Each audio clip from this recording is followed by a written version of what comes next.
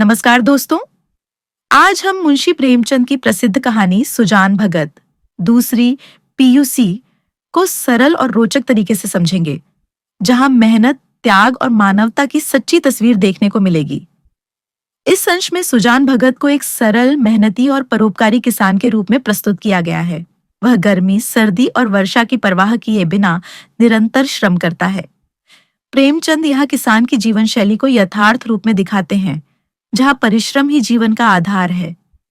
जैसे ही सुजान को धन और समृद्धि मिलती है, उसकी प्रवृत्ति धर्म और पुण्य की ओर झुक जाती है। वह साधु संतों की सेवा करता है, भिक्षुकों को दान देता है और अतिथि सत्कार को अपना कर्तव्य मानने लगता है। यह उस समय के ग्रामीण समाज की मानसिकता को दर्शाता है, जहाँ सीधे सादे किसान धन को भोग विलास में नहीं, बल्कि धर्म और कीर्ति में लगाते थे। किंतु कहानी यही मोड़ लेती है। अधिक धार्मिक और उदार बनने के कारण सुजान अपने ही घर में अधिकारहीन हो जाता है। उसके बेटे और पत्नी घर के वास्तविक निर्णयकर्ता बन जाते हैं। बाहर गांव में उसका सम्मान है, पर भीतर घर में वह उपेक्षित है। प्रेमचंद यहाँ सामाजिक विडंबना को उजागर करते हैं कि एक व्यक्ति जिसे समाज देवता की तरह पूजता है, वही अपने परिवार में बोझ समझा जाने लगता है। सुजान की स्थिति घर के स्वामी से मंदिर के देवता जैसी हो जाती है, जिसकी पूजा तो होती है पर अधिकार नहीं होता। सुजान का आत्मसंघर्ष अत्यंत करुण है।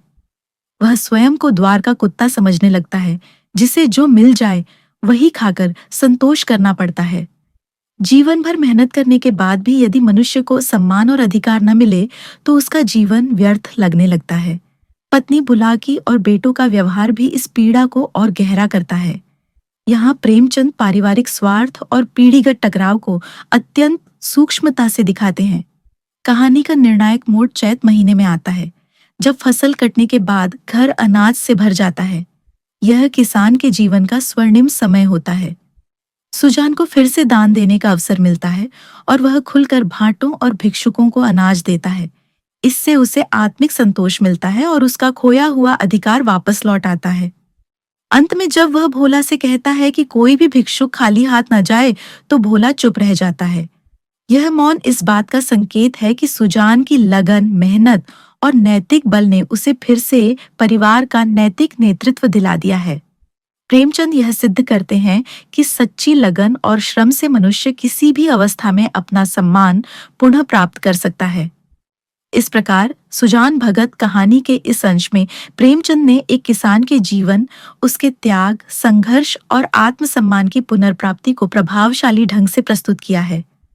सुजान भगत केवल एक पात्र नहीं, बल्कि भारतीय ग्रामीण समाज के उस वर्ग का प्रतिनिधि है जो मेहनत, धर्म और मानवता में विश्वास रखता है।